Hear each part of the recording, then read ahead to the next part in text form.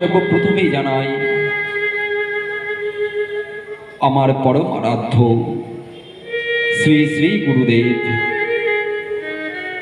মদীয় দীক্ষা ও শিক্ষা গুরু শ্রীমৎ কৃষ্ণদাস বৈষ্ণব তাহার যুগল চরণে।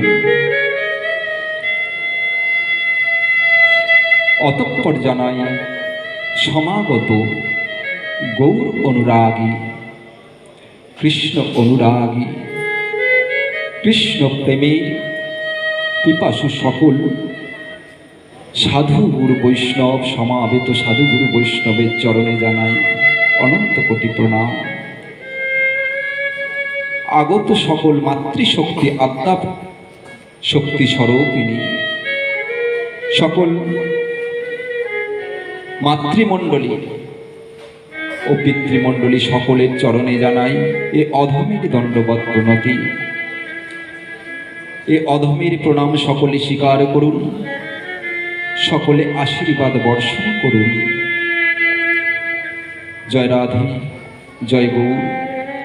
হরিকথা কৃষ্ণ কথা পরিবেশনের আমার কোনো যোগ্যতা নাই, আপনাদের কৃপা আশীর্বাদ পাথেয় করে হরিকথা বলবার প্রয়াস করছি মাত্র একটু।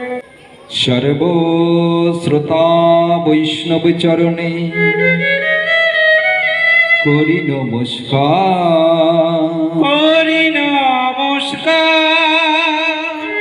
সবে মিলে চরণ ধুলি দেহ মস্তকে আমার, মস্তকে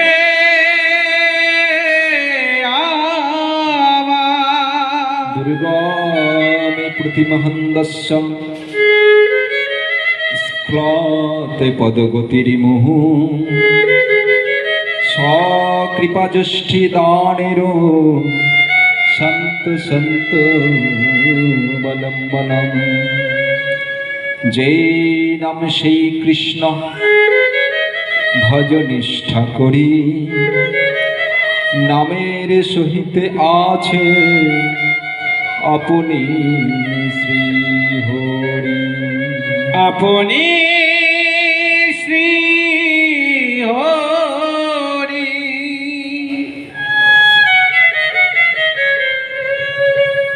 জয় রাধে।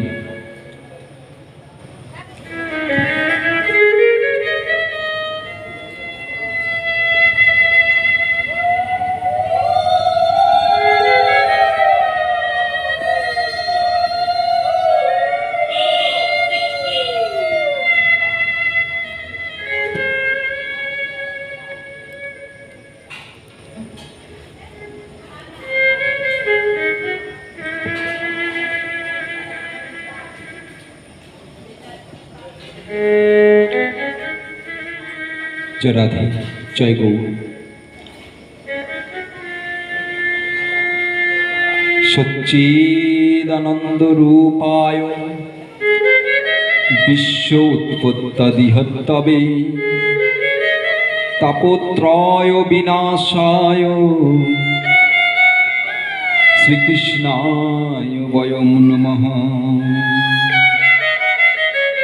মাগো,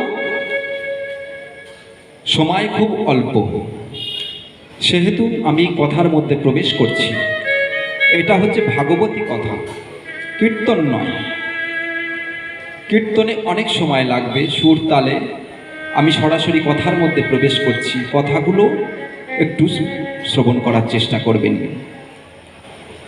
ভাগবতের প্রথম স্কন্ধেই প্রথম শ্লোকেই মহামণি শুকদেব গোস্বামী ব্যাখ্যা করলেন ভগবানের স্বরূপ প্রসঙ্গ। ভগবানের যে স্বরূপ, ভগবানটি কি বস্তু, সেটিকে আগে জানানোর জন্য চেষ্টা করছেন মহাজন। কেন করছেন? মাগো, আমাদের যত যত শাস্ত্রগ্রন্থ আছে সনাতন ধর্মে, শাস্ত্র গ্রন্থের শেষ নাই। আপনি সারা জীবনে আমাদের সনাতন ধর্মে যা গ্রন্থাদি আছে পড়ে শেষ করতে পারবেন না।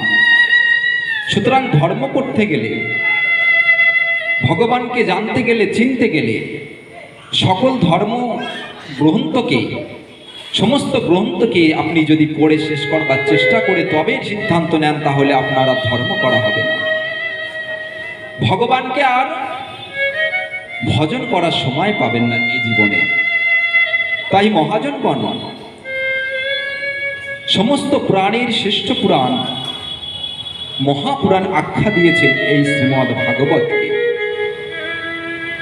বাবাজি এখানে শ্রীমদ্ ভাগবত দিয়েছেন কেন? ভাগবত হচ্ছেন কলিযুগের ভগবানের বিগ্রহ স্বরূপ। ভগবান কি রূপে এসেছেন? যখন দাপর যুগের শেষ সময়, অন্তিম সময়ে যখন ভগবান লীলাকার সংবরণ করে চলে যাবেন, এমত সময় উদ্ধব ভগবানকে জিজ্ঞাসা করলেন, হে প্রভু, তুমি তো লীলা সংবরণ করে চলে যাবে, সঙ্গে সঙ্গে কলি এসে আক্রমণ করবে পৃথিবীকে। মানুষ সব পাপ পথে রত হবে, মিথ্যাচারে রত হবে, মানুষ ব্যভিচারী হয়ে পড়বে, পথভ্রষ্ট হয়ে পড়বে, ধর্ম হিসাবে সব অধর্মেই বিস্তার লাভ করবে। ধর্ম হিসাবে কাকে গ্রহণ করবে? কলির ভারে পাপাচারে, অনাচারে, পাপে লিপ্ত হয়ে, ব্যভিচারী হয়ে, অনাচারী হয়ে তারা পাপে লিপ্ত হবে। কেমন করে তারা উদ্ধার প্রাপ্ত হবে? ভগবান হাস্যবদনে বলেছিলেন, হে উদ্ধব, চিন্তা করো না, আমি যাওয়ার সাথে সাথে আমার সবিগ্রহ স্বরূপ শ্রীমদ্ ভাগবত আমি কলি জীবের মুক্তির জন্য দিয়ে গেলাম। নিতাই গৌর হরিবল হরিবল। আমাদের মতো হেন পাপাচারী কামাচারী জীবের জন্য ভগবান করুণা করে মুক্তির একমাত্র পাথেয় যে গ্রন্থকে অবলম্বন করলে, যাকে অবলম্বন করলে, যাকে আশ্রয় করলে জীব চিরতরে মুক্তি পেয়ে যায়, এহেন শ্রীমদ্ ভাগবতের মধ্যে তিনি সমস্ত শক্তি পঞ্জীভূত করে দিলেন। ভগবান নিজে বললেন, আমার সমস্ত শক্তি ভাগবতের মধ্যে দিলাম। ভাগবতের মধ্যে থাকছে ১২টি অধ্যায়, ৩৩৫টি, ১২ স্কন্ধ, ৩৩৫টি অধ্যায় এবং ১৮,০০০ শ্লোক সম্বন্ধিত এই ভাগবত। ভগবানের বাগময় বিগ্রহ স্বরূপ এই শ্রীমদ্ ভাগবত। কলির জীব, যে জীব মুক্তিকামী হয়ে মুমুক্ষু জীব যদি ভগবানের চরণ শরণাগতি পেতে চায়, তাহলে একমাত্র আশ্রয় অবলম্বন স্বরূপ হলো এই শ্রী